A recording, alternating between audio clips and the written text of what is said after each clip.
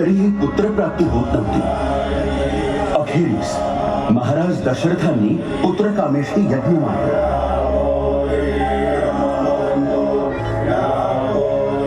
आणि अग्निदेव प्रसन्न झाला. कौसल्येला राम, सुमित्रेला लक्ष्मण, शत्रुघ्न, कैकेयीला भरत असे 4 दिव्य पुत्र प्राप्त झाले.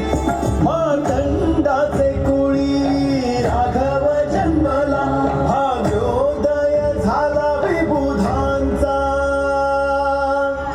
अलौकिक दैवी सामर्थ्याचं दर्शन घडवत श्रीराम दिसामासानं वाढू लागले.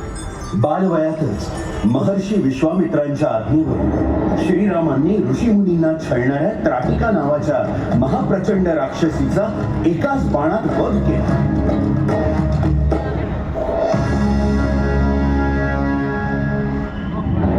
गौतम ऋषींच्या शापानं शिळा होऊन पडलेली अहिल्या, तिला श्रीरामांच्या पावलांचा स्पर्श झाला आणि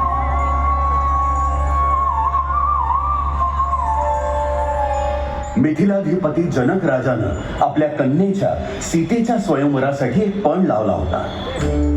भगवान शंकरांनी दिलेल्या या दिव्य महाप्रचंड